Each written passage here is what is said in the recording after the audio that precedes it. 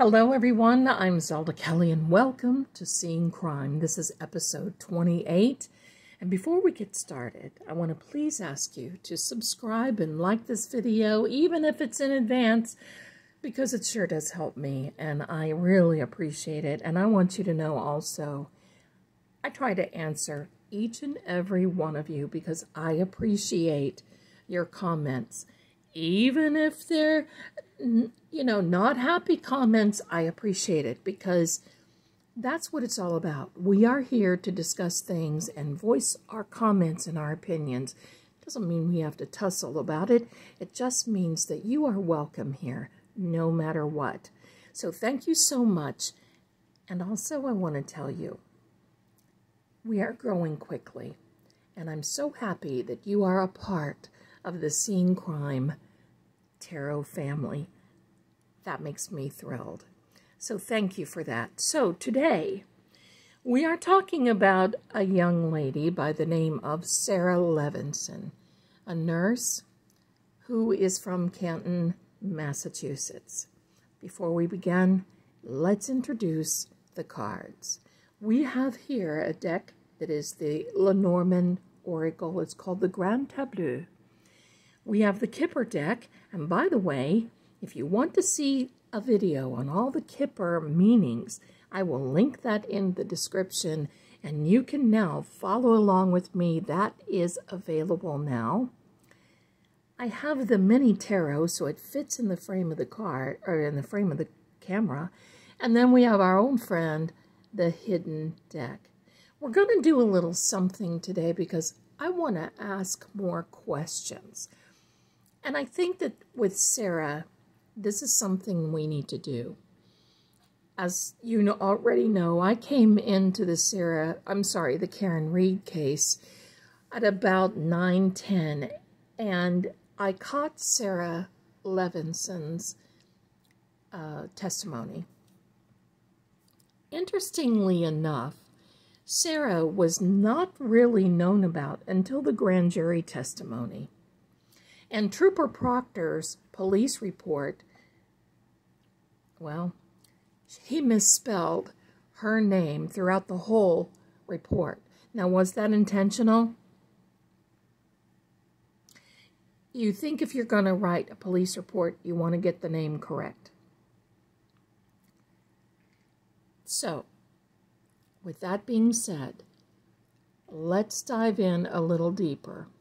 Because during that day 11 testimony, Sarah was extremely upset, shaking, visibly torn up about this. Now, in all fairness, many people, this is very certainly coming into this, she knows what a tough cookie the defense case is. Pardon me. And she knows that Alan Jackson and David Yannetti are just real cracker jacks on this. So I know she was nervous and scared.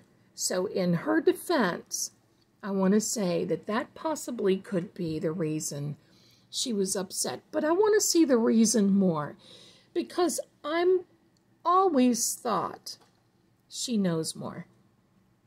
Don't you think so? She knows more. And she knows that she'll put her license on the line if she doesn't start telling. She had her profile on LinkedIn for a few weeks, I think for a while.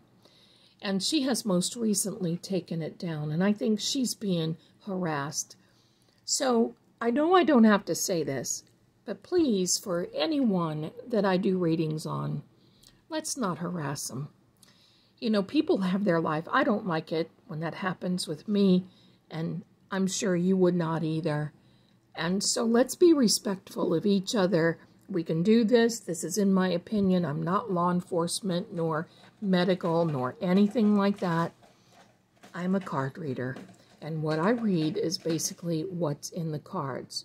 And what you hear is Riley in the background. He has a box an Amazon box that I got a delivery in, and he has been in that box all day, having a time. So if you hear that, that's what that noise is in the background. Let's get started. Now, I have heard and I have read that Sarah has been experiencing some PTSD. She has been going to therapy. There have been some other issues that she's having medically for her respect. We're just going to leave it at that. Basically, she's a nervous wreck. And by the way, I want you to know, I did say yesterday that it looked like Karen Reed's home was sold. It had a little sold tag on it. I believe what happened was she relisted it, and it was with someone else. So it is listed again at full price. So we're saying prayers that she can go ahead and sell her home. So here we go. We're laying out this foundation with the Kipper deck, and the first cards are this. The main male. Well, that's John O'Keefe.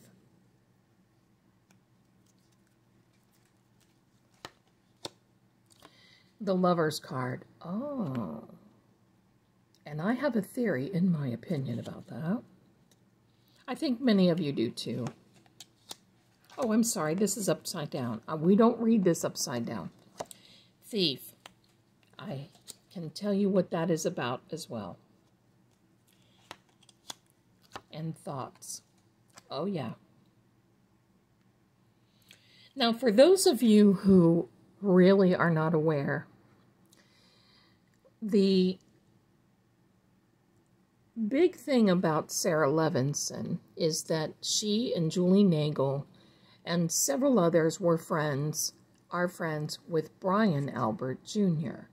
They were there for a birthday party on the 28th of January for Brian Jr. And they stayed until the early morning hours. They said they were in the dining room near the kitchen. They had music going and everything else. There were quite a few of them. They did go outside and then they went back in. Somebody went back in. I don't know those particulars, so I'm not going to try to say. But what I do know is that along about 1:30 in the morning, all of a sudden the party is breaking up, and Jennifer McCabe has decided that she and little Maddie were going to take Matt McCabe, we're going to take Julie Nagel and Sarah Levison home. It was in the full-blown blizzard. Instead of going straight home, which Jennifer McCabe testified to, they went past John O'Keefe's house. Now, why would they do that? In the early morning hours, instead of just beating it home like you should, you're going to take and you're going to go around and see. Were they looking to see if Karen was there? What were they doing? They talked about Jennifer being very talkative to them. They found a market basket in the back seat with some, I think, bread and peanut butter, and Jennifer made comment, and they were joking about having a peanut butter and jelly sandwich and blah, blah, blah. And for me, in my personal opinion, I think Jennifer was trying to distract them. Remember, it was at this time that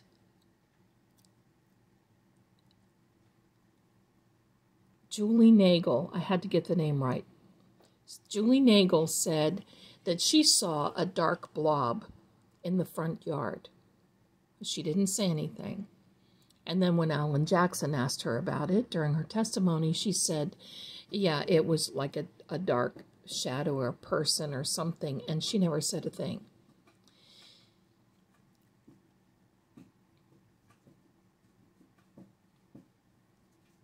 I have so many questions, but this is about Sarah. So, after all of this, Sarah went home, and you didn't hear from her until closer to the trial. Now let's go in and let's deep dive. This is John O'Keefe, and this is the Lover's card. Now, I'm going to also say about this Lover's card. I feel that, in my opinion, only Jennifer McCabe had a little thing for John. And from what I gather, there's other ones in that particular group that has a little thing for each other as well. I really think they were trying to lure John into that group, and John didn't want to. And that was a problem because John had a girlfriend, Karen Reed, and I think that's why Karen Reed left him some very upsetting. I'm going to say that because I can't say it. There's a P initial in the voicemail. All of you have heard it. I can't say it for the algorithm, but holy mackerel, they were some tough voicemails to listen to. And I think that's why she was so upset. She was thinking something else was going on. I think John had been invited. I think Karen knew. I think Karen didn't want to go inside. She didn't want anything to do with it. And that's what happened. Thief. I do believe that Julie knows that John's life was taken from him that night before all this happened. She's in the medical field. She knows. And even though they said they did not see John come through, she was the one who testified that Jennifer had her phone plugged in the kitchen, and she kept checking it because she said, someone is coming. Now, you know, once again, during that 911 call, when she called her sister, she said something similar to that, as in, someone is coming to help. I digress. Back to Sarah. So Sarah, I believe, she is thinking about things, and I'm going to say this, during stress and trauma, many times you can block some things out, and I think she is now starting to remember more details. And if and when, if is being operative, they go back and have a full-blown trial, I don't think this is going to come out. I mean, I don't think it's going to happen, but I think more is going to come out from these people. And Sarah has been thinking about it. Let's take the grand tableau. So we're asking, I want to ask, how much did Sarah know more? Was Sarah coached and schooled not to say anything? Was Sarah told that there was an accident and they had to leave and then find out later? We want to know, spirits, guides, and angels, we need to know some different information here about what Sarah knows. Here we are. The snake. And look who that is. That would be Jennifer with a snake, of course. Can't make this up, my darlings. Can't make it up. We had this in the last reading, and this is just like field, empty, like nothing there, but there's 6 of hearts there, means that there has been a sacrifice. And I believe that Sarah is sacrificing, I believe she's going to be sacrificing her career and her license if she doesn't fess up. But look at the snake looking right toward. Now, if the snake in this card was looking the opposite direction, that'd be another thing. And look who Jennifer is looking at. Oh, that's cozy. And 6 and 1 is 7 and 7. All right, let's get into it. 22. A long pathway and another card. And I think that this card represents Karen in this, because she knows that Karen has been enduring a very painful path and a very painful pathway. And the coffin, my darlings. Can't make this up.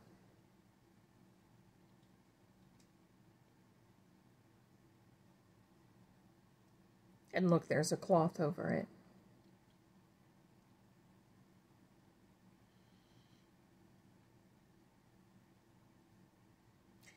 The Nine of Diamonds. The Nine of Diamonds means a completion. It's the time that it's a time for you to reflect, and also can be business. And you know, like I said, these people are treating this from a non-emotional standpoint. For somebody that they keep saying was their friend, John O'Keefe, they sure don't act like it. I mean, I would have been sobbing on that witness stand about John O'Keefe, knowing and hearing and listening. Knowing these details is horrendous. But Sarah knows. Okay, so there's the confirmation. And she certainly knows much more now because, I mean, after all of this information is out since the last trial. Let's take this mini tarot. The mini tarot here. All right, we're going to cut the cards. The Fool. Now, what Sarah wants is she just wants to wipe the slate clean and start over. This does look like it's oh boy, look, there's a dog. So she kind of sort of knows about the dog. But I also feel that she knows that something happened that night, that early morning. And that's why she is seeking medical help and the PTSD and has taken off work. She knows there's some responsibility there. That's with this particular card, that Nine of Diamonds. This Fool card, look, the Fool looks like he's walking off the cliff there. But there's something within this Fool. Let me get my little pointer here and let me see if I can get this to focus for you. You may not be able to see it because this is a smaller card, and if I don't bash into the camera, this little emblem on this pouch is considered to be a phoenix. That phoenix will rise again in the ashes. So I'm going to say she should be called again for her testimony. And that's how I read that. Okay. Here we go. Spirits, guides, and angels, tell us more of what we need to know. The Ten of Pentacles. This Ten of Pentacles means that it's all about family. Look, more dogs. Tens in the tarot mean that you have completed a chapter, and I really think that she feels that her role in this is done. It's complete. And unfortunately, I don't see that for her. You see? Because that's how she feels. This is not John. This is how she feels.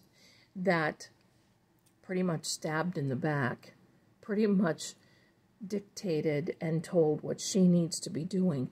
Absolutely, this is a nightmare for her. And I feel for her in that regard. But if she knows something, she needs to fess up, because this is telling us that she does. But there's one thing about this card, and that is you see that there is a brand new horizon. So this is temporary. This little relief is temporary, but there's more coming for her. And I think she already knows that. There's more coming. There we go again. And I always like to think of this as the juror. But this is the 7. Well, yeah, I keep saying that there's 7 jurors altogether. This is the 7 of Cups, and it's making a choice. And I think for Sarah, it is going to be making a choice between the bad and the worst. Here we go, my darlings. Here we go. Cutting the cards. The 10 of Clubs. 4 of Hearts. That makes sense. That is Brian Albert. I'm going to move these guys over here so you can still kind of sort of see them peeking through. And there's another gentleman. And that other gentleman right there is John O'Keefe.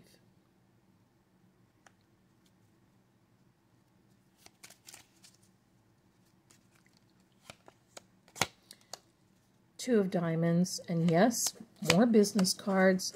6 of Diamonds and 10 of Hearts, and this 10 of Hearts is equal to a 10 in the tarot, meaning that she just wants it to be complete. This is also a 10.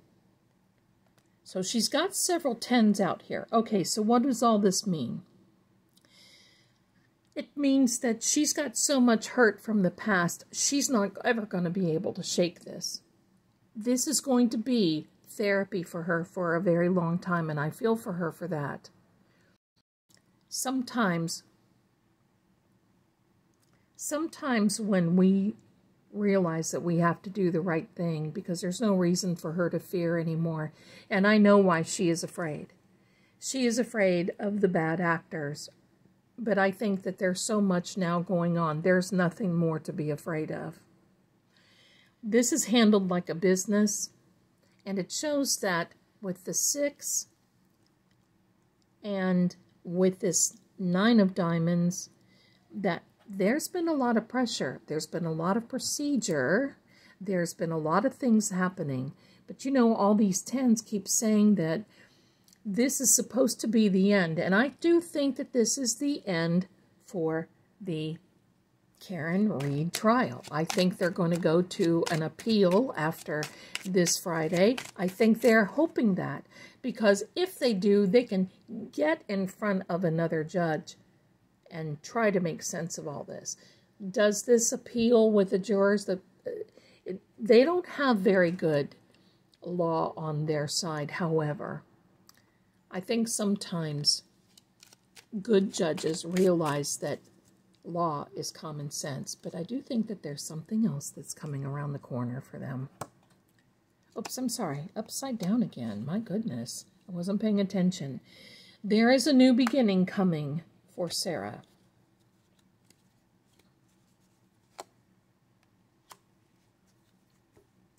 Now, my darlings, this is not a prediction for her, so I'm not going to get excited. The probability of this coming out together is very slim. So this is confirming to me that she does know what happened that night with John. Is she going to, as they say, roll over? I think she already has. I think she's needed to. Yes, I think she has approached this. I think she has needed to. I think that she realizes the jeopardy she's putting herself and her family and others to. And look, things are going to be changing for her. That's no doubt. Absolutely, there's change coming. Let's get a final word from the tarot. Angels, Guide, Spirit, can you give us a final word about Sarah Levison? Final word, please. This is a nightmare of her. Okay. Yep, that looks upside down, doesn't it? But it's not. Sarah is starting to look at this from a different perspective. And I'm so glad, because she is enlightened. You see, I'm going to tell you what I do sometimes. I'm going to take a little side trip here. Anytime I have to think something out, I have to work something out, what I'll do is I'll go sit on the opposite side of my desk so I'm from the outside looking in. Or I'll go from another direction in my house so I can have a different perspective. Sometimes it needs that to be problem solving, and this is exactly what Sarah has been and is doing. She has realized that this enlightenment is so important, she's not going to sacrifice herself or anyone else in her family for this mess that she had nothing to do with. This is a different perspective. Will she be talking to more authorities? If she hasn't already, I believe the answer is yes. Her home is so important to her, but there is a celebration for her coming, and I think that she will definitely release information, and definitely she's using her intuition, her gut instinct, and yes, she is taking the opportunity to work this out. So, how is Sarah doing? I think she's still going to be working through this. Medically, I still think that she's going to be working through this. But does she know more than what she originally told, or we originally thought? According to the cards, and in my opinion, the answer is definitely yes. I really hope that she can come through and she can work through this. I really do feel for her. I really do. She's young, and boy, oh boy, those families are tough and very intimidating. Prayers for John and justice for John. I want to thank you so much for watching this reading, and let's hope that Sarah can overcome this constant silent nightmare that she's holding in, because that's what happens. And I do believe she's been holding this in for quite a long time. Thank you for being here and seeing crime. I really appreciate it if you hang in there with me. YouTube is about ready to show you another video they think that you'll like, and I think the same thing. Next time, we're going to be looking through some more things, and I'm going to tell you, more people, more things, judges, more cases. I appreciate you being here, and I thank you so much once again, and I'll see you again next time. Stay safe, everyone. Bye for now.